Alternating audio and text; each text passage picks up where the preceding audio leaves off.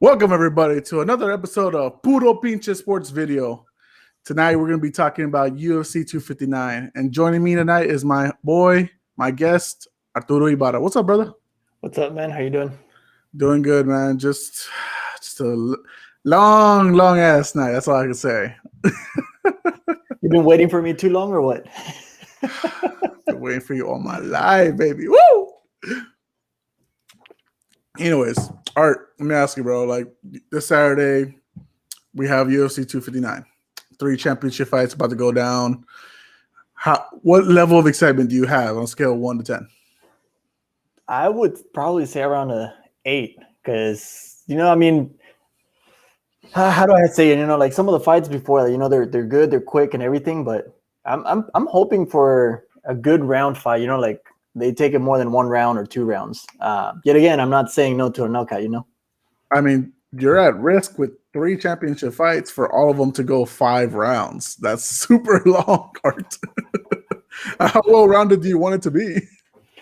I don't know, man, but looking at the card, the one that I'm kind of excited about is the Nunes one. Just because of what she's gone through and what she's achieved, though. But hey, that one goes up to 5. That's going to be a good fight. Usually, their fights are always good. Yeah, those the women are going to kill it. Like it's going to be a barn burner. It's going to be a hell of a fight. I think the fight that's not really on the radar that I'm more intrigued with is the main event prelim fight, which is Dominic Cruz, the former 2-time bantamweight champion, against Casey Kenny. And the reason I'm more interested in that one, as far as like a surprise fight, how's Dominic Cruz going to be? Like, he lost his last fight with Henry Cejudo. He's not, he's not been in the fight game much lately because of all the long nagging injuries. And of course, he's doing a hell of a job as a commentator. So I'm going to be really intrigued at how he does moving forward to, his next fight. And hey, man, if he doesn't pull it through, this might be the end of it. So, because when was the last time that he fought? Was what 20? Last year, Henry Cejudo, when he lost and Cejudo retired after knee to the head, right? I believe.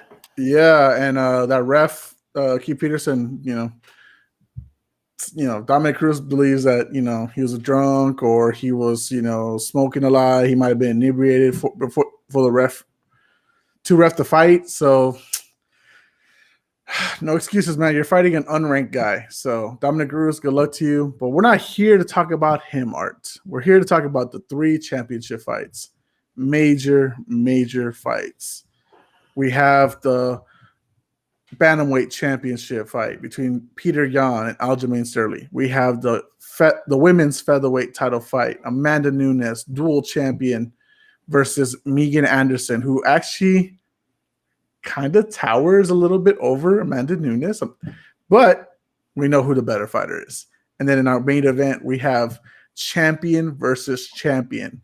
The light heavyweight champion is defending his title against the middleweight champion. Ooh, and let's start with their Art. Let's start with that one because that's such a good fight. Jan Blachowicz, who had just recently won the title not that long ago over Dominic Reyes, and I want to say it was actually on the same card where Izzy, beat up, and then raw dog the freaking Paulo Costa. So, what are your thoughts on this fight? Man, this is gonna be a good one though, because they're both great fighters, But if I have to give one the upper hand on or just who I prefer more as a better fight, not a better fighter, but just as a better entertainment, I would probably say Adesanya.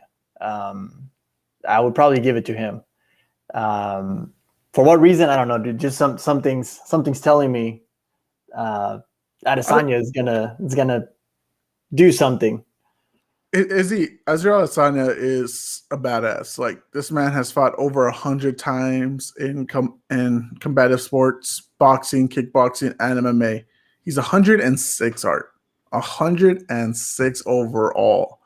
Now, he has been knocked out before. He's felt the L before. but that doesn't mean that he doesn't have what it takes. I mean, look what he's done to the UFC in just the short time he's been. People are forgetting that he's only been in the UFC or even MMA for a very short time. He hasn't been doing it for a very long time. Okay, the MMA, yes, but the UFC, like, he's only been in it since 2018. That's 3 years, Art. 3 years this man's only been, and he's already won the title, and he's already defended it twice successfully against Yoel Romero, which we remember that was a boring-ass fight, and like I said, Paulo Costa. So he's not defending the title this time. He's going up. And this was actually his game plan. It wasn't supposed to be Jan Blachowicz. He was supposed to be fighting at light heavyweight for his first fight. It was supposed to be John Jones. We're not going to get that unless Izzy goes up to heavyweight or John Jones comes back down to light heavyweight, which is hard to see either, honestly. But Jan Blachowicz is no joke. Like, this man, yeah, he started out his UFC career 2-4. He looked like he was about to get cut, and then he turned it around, and now he's a champion. Are people underestimating how good it takes to be a champion? Or, I mean, how they're underestimating him, but he became champion. I guess it's just because of, I guess, the experience behind Adesanya. You know, I mean, if you start looking at their numbers, for example, I know you mentioned professional boxing, kickboxing, and mixed martial arts. So you have a 5-1 in boxing, 75-5 losses in kickboxing, and then you have 20-0. Yeah. And then most of those wins on mixed martial arts, it's 50 knockouts and 5 by decision. Yeah. And then when you're looking at Blachowicz, how do you say it? Blachowicz? Blachowicz. All right, Blachowicz. All right, cool. So hey, you're not Polish. It's okay. Like, we all have to get used to it. Like, I don't know if you listened to the podcast episodes where producer Memo was on. He was trying to say the names of all the nominees for each award, and I don't blame him for butchering it because kind of like what you did in the past video, right, with Jesse. Hey. Jesse can call me out on that, not you. You sick. No, but no. Looking at their mixed martial art record, though, I mean, you have a total of 35 fights from Blachowicz, and then you have 20 fights from Adesanya. But his wins are 27 and then 8 losses. I have a feeling that if Blachowicz takes it, he would probably take it in a submission. And why I'm saying that is just looking at his body type. I mean, if he's able to get him on the ground and just not take it to the decision, I have a feeling he'll take the fight. But if Adesanya takes it to decision, I feel Adesanya wins it. I mean, this is a champion who knocked out Luke Rockhold, the former middleweight champion, who knocked out Corey Anderson, who knocked out Dominic Reyes to get to where he's at today. Like, do you feel there's a lack of respect for him as a champion because he won the title in a vacant title fight and not over the best light heavyweight champion of all time, John Jones? Do you think there's a little knock on him for that? I have a feeling that it has to do with that because, correct me if I'm wrong, but that time that he did win the championship, he didn't knock him out. It was a decision as well, right? Are you talking about when he beat Dominic Reyes? No, he TKO'd him. He TKO'd Dominic right? Reyes. Yeah, he beat him. He beat him up. Maybe, I don't know, man. It's hard to tell though, because you could say that it's just a disrespect towards him, and then arguably, like Dominic Reyes, his last fight before that was against John Jones, and arguably a lot of people say he won that fight against John Jones. So that's where it's a little weird because people are saying that, but also the same people are saying Blachowicz isn't the real champion. So he has the belt though. So he is the champion, right? Like, he is a champion. As much as you want to, I guess, dispute that, you can. I mean, he has the belt. No one else has it. He won it fair and square. Yeah. So Jan Blachowicz is Israel Adesanya. Your pick is Adesanya, correct? I'm picking Adesanya just because of his resume. Yet again, I've been proven wrong a lot lately on that. But like I said, if he takes it to submission, I'm pretty sure Adesanya won't. He might have a chance of losing that fight. Okay. That'll be interesting to see, though. No, I mean, it's going to be a fun fight. Like, right, they're both champions. We'll see how it goes. If Izzy becomes the 5th or 6 like double champion in UFC history. Like it's a rare feat, but it's gonna be a hell of an accomplishment. I pick Izzy as well. I don't see him losing. I just the experience for him. And also Blachowicz is 38. He's a little more on the older side. He has had his fair share of wars. Doesn't really get knocked out. He's only been finished total of 3 times, 2 by knockout and 1 by submission. But Izzy is just on a whole nother level, and that's what I'm gonna place my bets on. All right, Art. Co-main event time. Amanda Nunes, the UFC featherweight and bantamweight champion, against Megan Anderson. I know this one's the one that you're like, woo! So tell us why, Art. Tell us why this is the one. For one, the women's fight always are fun to watch. I'm not promoting violence, and my fiance just heard me right now saying what? But whoa. To tell your fiance, this is exactly what we're doing. We're promoting violence. Oh fuck! Like, if you can relay this message, tell her, Daniela, this is what we do. Yep, this is what we do. We promote violence, especially between women. No, I'm joking. Hey, if they're willing to step in the cage, Art, let them go at it, man. Cage warriors, like, don't. Let's not demean women or disrespect them in any way. Let them go if they want to go fight.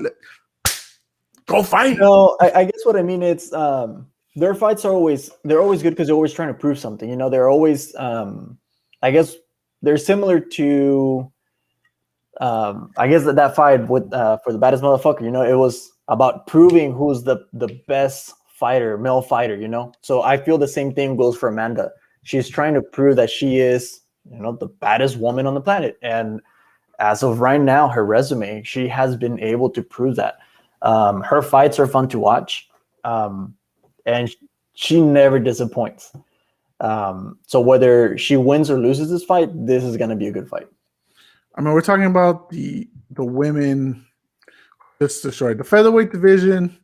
Honestly, it shouldn't exist in my opinion, and that's not because like I don't care for like the women. There's just the UFC doesn't know how to freaking get 145-pound female fighters in there. Like they have to get people from the side. I mean, Megan Anderson has got the title shot, and I'm not saying she's not worthy of the title shot, but she's only on a 2-fight win streak after she lost to Amanda Nunes' last victim. So, I mean, we'll see how that goes. But you know, Amanda Nunes is just an animal, dude. Like, there's just like, I'm almost like want to say like, why are you here?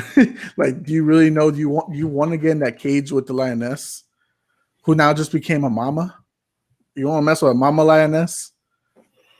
I mean, I could be wrong, but last I heard, mama lioness out there, they're more vicious than the king lion out there. So, I mean, if we look at their stats, though, like I believe you mentioned that at the beginning, Megan Anderson she is bigger, she's taller, she has a longer reach. So you have a 72 to 69 reach. So that's already about 4 or 5 inches over that. So you have the height and the reach for Amanda. I mean, for Megan Anderson.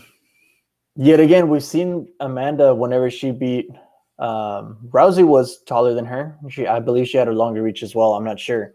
Yeah, she finished Rousey quick though. She didn't. But exactly, and I expected Rousey to, you know, dominate that fight, and disappointment, which is my point again. You know, Amanda Nunes has not disappointed anything, and that's I guess that's the fight that I'm looking forward to. I'm not looking forward to the other ones. This is the one that I'm like, I want to see a fight that I'm entertained. What is the style you believe Megan Anderson needs to incorporate to be able to dethrone Amanda? Because honestly, I can't see any way on the feet to do it. Are we going to have to work on some wrestling or some jiu-jitsu to make that happen? Because I just don't see it on the feet. So that's interesting though, because not the only way, but I feel that that's the way that's going to have to go for her to do any damage is going to be either to take away the legs. Kind of like what we saw with McGregor, you know, that fight, you know, that calf was done and he got knocked to the floor. So if Megan Anderson's somehow takes away Nunes' legs and takes her to the floor, she might have a chance on that. Yet again, it's kind of crazy though, but let's see, she's only lost once by submission. Mm-hmm. So Nunes has only lost one. She is a black belt in Brazilian Jiu-Jitsu. Megan Anderson's only a purple. And if y'all know belt classes, guys, that's a difference right there. Black belt's really hard to get. I mean, purple belt's really hard to get as well, but just the experience level there. I mean, you rarely see a purple belt upsetting a black belt. So I see this one going Nunes yet again. I can see an upset happening too. But we'll find out. You think at that point you think knockout would be the only way then? Yeah. If she doesn't get it by submission, she's gonna have to go in fist shooting and just getting Nunes out of rhythm. Nunes has to be out of rhythm, and I see that really, really hard to happen. Yeah, it's gonna be terrible. Like the only person that's really given more recently, Amanda Nunes trouble was Jermaine Durandamy. Jesus, the names. When she was able to take her to the ground, but she wasn't able to do much, so it really didn't go anywhere for her. And then Amanda Nunes was just able to escape and then change the game plan. So I don't see Megan Anderson doing it. If she can pull off the upset, great. Like there's times, right, Art, when there's like weird feelings that you just feel like someone could, upset somebody. Like the night that Holly Holm, upset Ronda Rousey, I was at my last guest, Jesse Mendez's uncle's house. We had gone there to watch the fights. I told him, I have a feeling this is the night it's going to happen.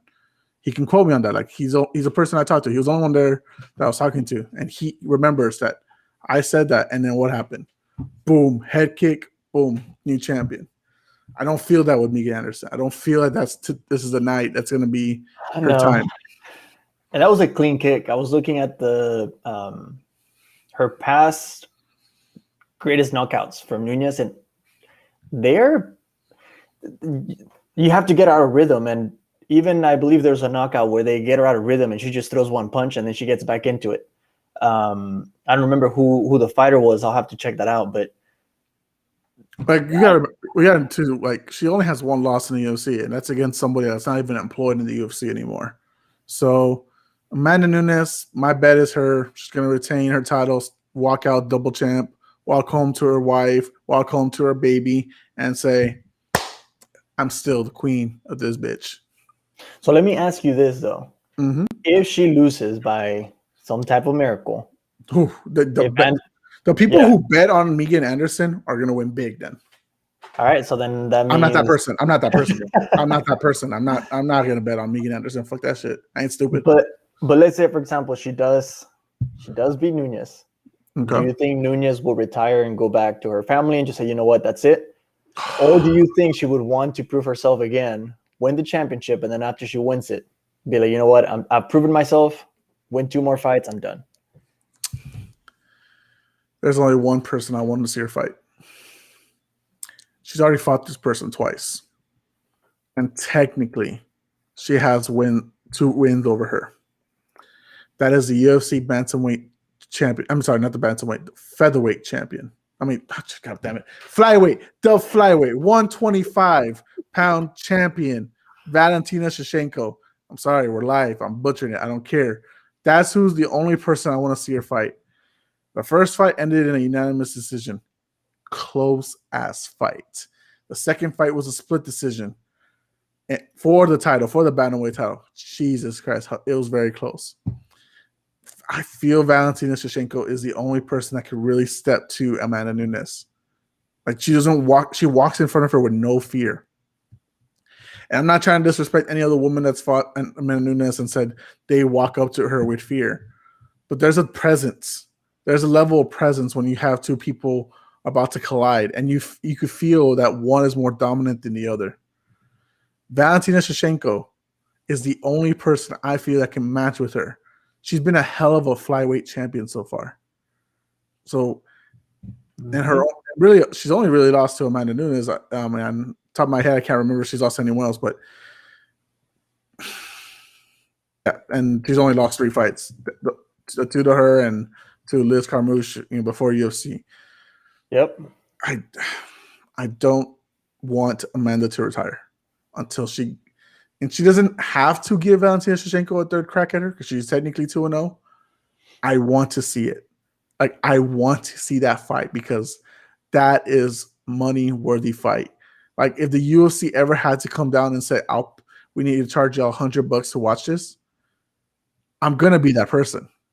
So the first one was unanimous, and they only went to round 3, and then the second one was a split 5 round. Right. The first one would have been 3 rounds. I don't know, man. It's hella close, Art. I'm telling you, man. I don't know if you've ever seen the 2 fights, but go rewatch it. I'm telling you, like that's money right there. That's money. The Amanda Nunes, Valentina Shevchenko, the best women in the freaking UFC, and that's no knock on Zhang Weili or Joanna Jędrzejczyk or anyone else in the women's division or whatever weight class they're in. They're it. They're the ones I want to see. Will we get it? I don't know. But Amanda Nunes first has to put away Megan Anderson for us to even have that conversation. And of course, Valentina has a fight at 261 as well against former strawweight champion Jessica Andrade. So we'll see how that goes. All right, Art. Enough about the dual women's champion. She's amazing. She's the best.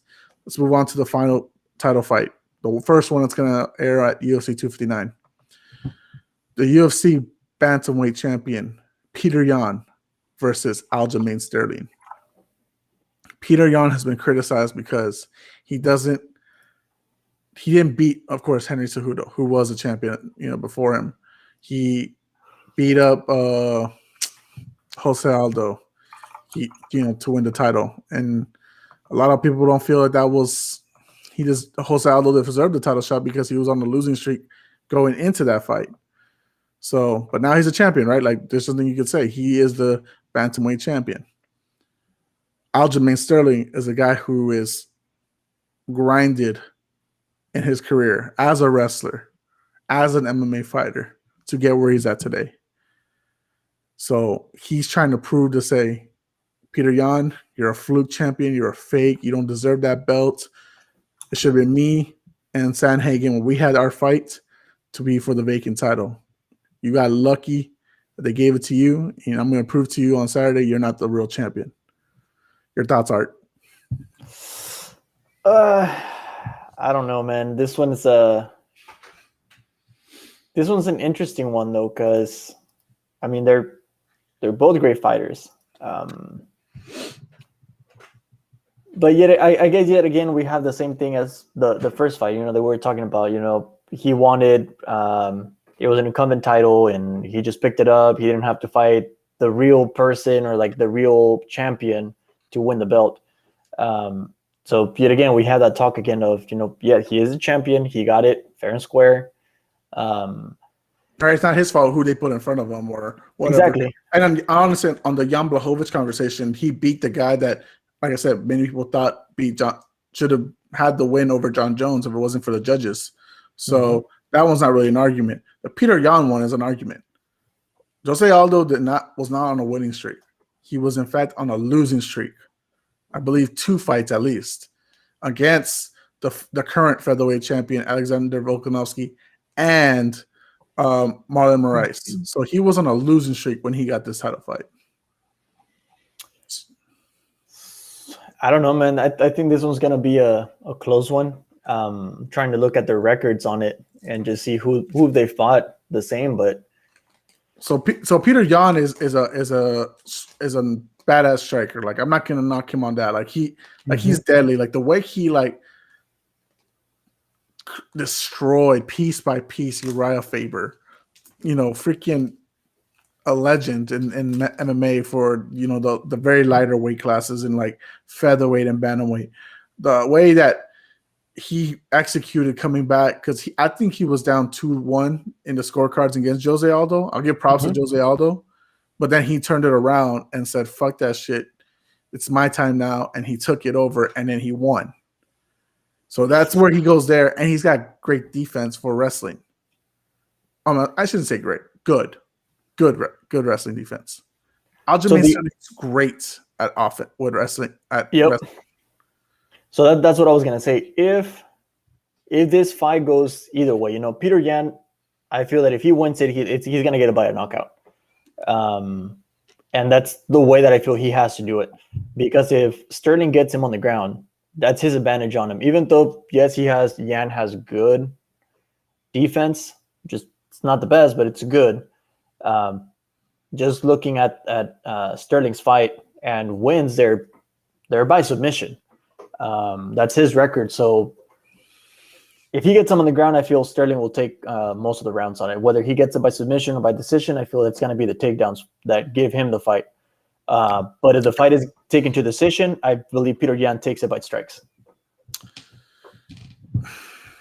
I mean, unless Aljamain Sterling can wear him down and tear him down and slowly pick him apart, then that there's an argument there. Wrestlers usually, if they hold a strike down, wrestlers usually win that by decision. But I don't think that's going to be Aljamain's game. I think wrestling will be his game. He said it himself. He's going to take him down easily and do whatever he wants to him. But there's a rise, Art. There's a rise in Russian fighters lately. We're talking about, like Khabib. He has family in Bellator and UFC fighting. Multiple, up and coming fighters that are just wearing and tearing. That what is it?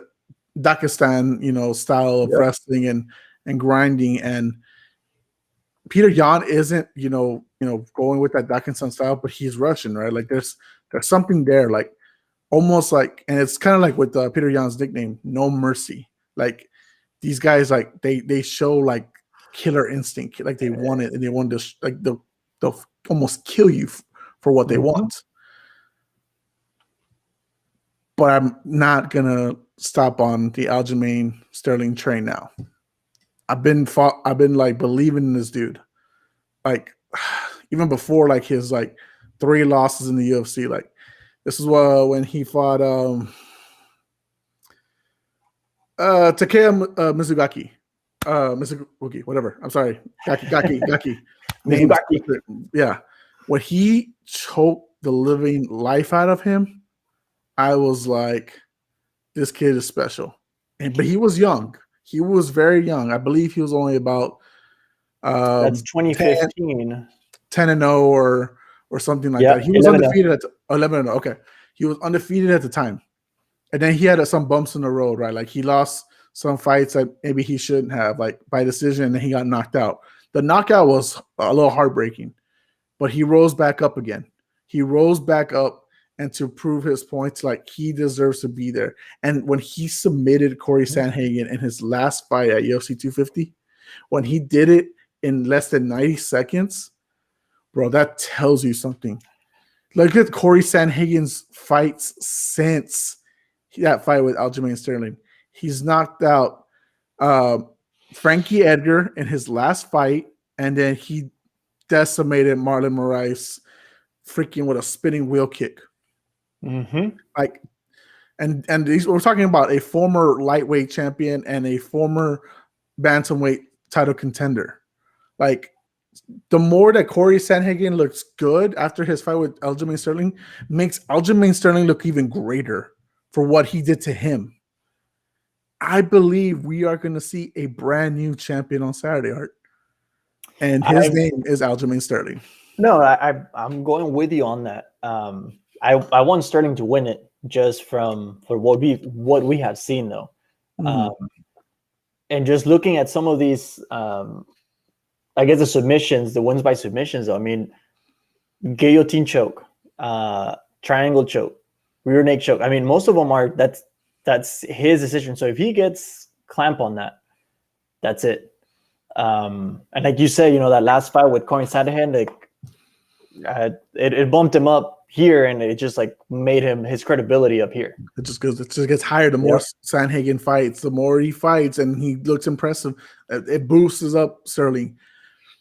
Peter Yan's hands are dangerous, though. I'm not gonna lie. I'm not gonna say like there's not a chance that he can get a fucking left hook in and just drop Sterling. It's a possibility. We've seen Sterling get knocked out. Just happened one time though. but it is possible. But So like I said, Sterling. when do you think was the last time that Peter Yan won by submission? Just give me a year. A year? Yeah, just a year.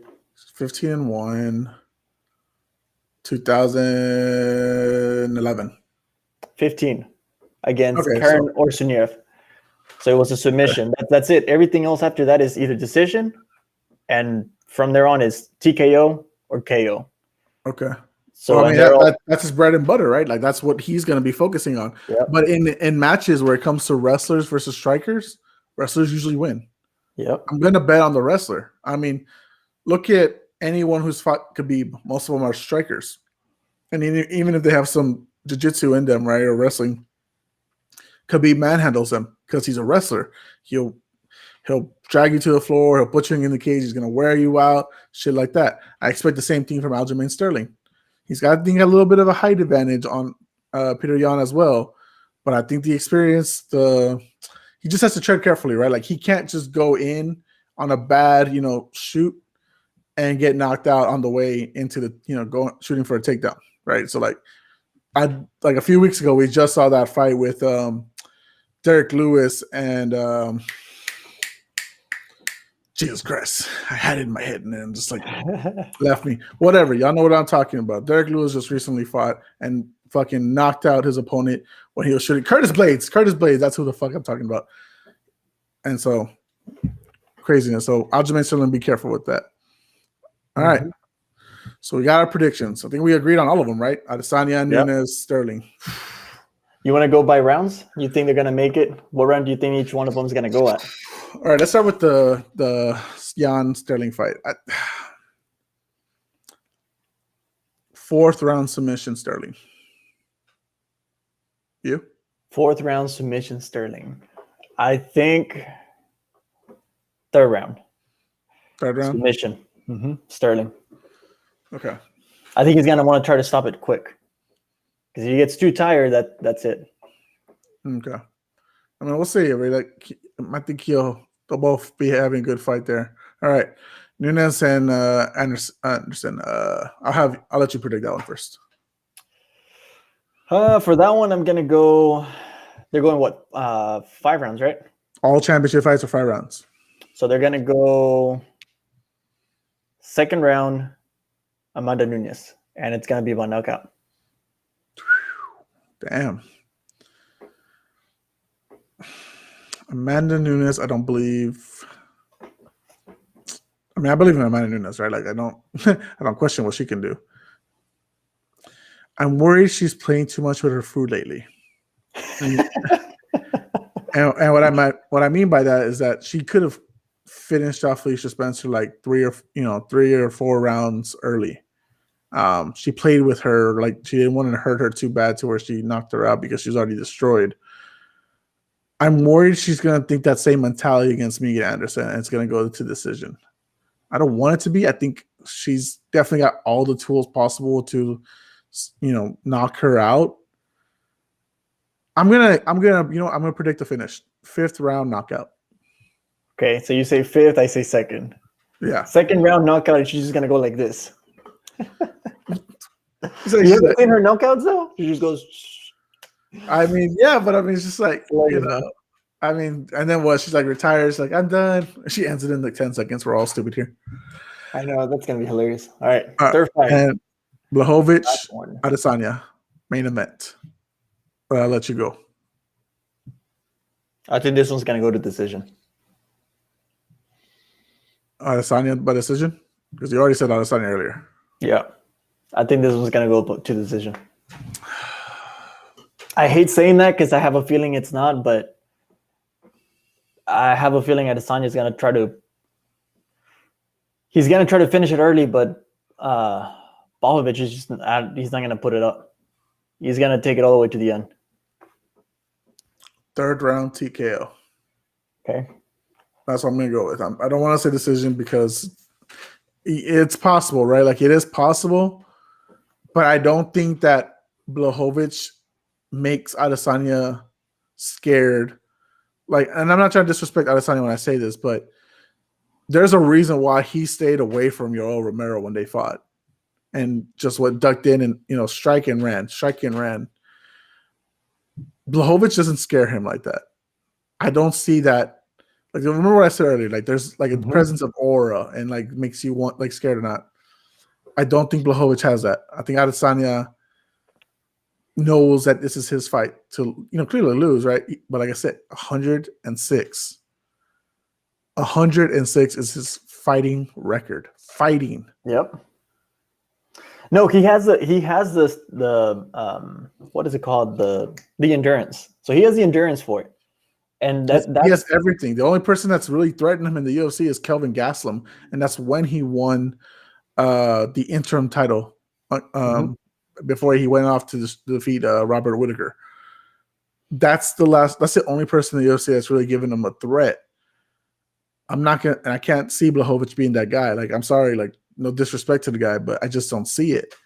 So I'm gonna say third round TKO. I'm gonna say TKO. I'm not gonna say knockout. I'm gonna give him the respect that he'll be at least conscious, but he'll just not be unable to defend himself. And if Adesanya humps him like the way he humped Costa, then call your daddy. Yeah, I know. I'm gonna stick to decision, and the only reason why is for that same comment that you made. Blachowicz has something to prove. They're all saying that, like you said, he should not be the champion. I think he's gonna take it all the way to the end. Adesanya's gonna take the fight though, but I think he's gonna go to decision. All right, man. Well, thank you for coming on. I know it's super late that we're doing this right now, but I really do appreciate it, man. Appreciate your takes on all those title fights. Guys, I hope y'all enjoy UFC 259 on Saturday if you watch it. I think it's going to be $70 again. I'm not promoting it, but I know some of you fuckers are going to go ahead and illegally stream it. Stay safe. Don't let Dana catch you. I know Dana White's on his way to find you, whoever you are. So good luck to y'all. It's not me. It's not me. Y'all all know. You and everyone I always invite for the fights. No, I pay for that shit. That shit I pay for. I got my money. Like, I'm good. Like, do not. No, I'm good. But thanks again, Art, like I said, for coming on. Guys, if y'all want to follow Art, there's his gram. He doesn't gram much, but when he does, it's about food. Yeah, when's the last time you actually posted something? I do wonder. The last time I posted something, let's check. Because you're like out, like every time you're on, like you're like, well, I think I'm gonna start posting, guys. I think I'm gonna start posting. You don't post shit. Like, I think the first time I had you on was like July 2020, and you said I'm gonna start posting. I don't think you posted anything since July 2020. I posted this past freeze whenever we got snowed in. That's the last post that I did, and then I believe I cooked, so I posted some stuff about cooking. That's it. Okay, I just don't pay attention to your gram. I'm sorry. Nah, it's boring. I don't blame you. It's the algorithm on Instagram, right? Like, they just put up whatever they think you want to see. They don't actually put up everything that's like most recent. So that's why I don't see anybody's stuff. Yeah, it's so funny. I'm supposed to graduate this year, and I've been getting emails about, like, your graduation ring and all this, and I literally clicked on it, and I didn't call or anything. Logged on to Instagram, it's like, get your ring here, blah, blah, blah. And I'm like, what the heck? Like, it's so weird, but. No, we could talk about conspiracies another day. Like, I know Jesse Santos and my buddy Mike, though, they'll be on it too, bro. Like, everyone's gonna have their own conspiracies, like how crazy shit is. So we'll save that for another night. Guys, thank you for watching the video. Thank you for taking the time. Follow the podcast on Instagram at Puro Pinche Sports Podcast. Follow us on Twitter at PPS_podcast. Check out the other videos we've had recently. The sports and politics conversation between me and Jesse Mendez, the UFC welterweight division, and the champion Kamaru Usman with Jesse Santos. Check those videos out, guys, and we'll see you soon. I think we'll have a review this weekend with a couple of guests. Don't know who that is exactly yet, but stay tuned, guys. Appreciate it. We are Puro Pinche Sports, and we are out. Later, man. Later, brother.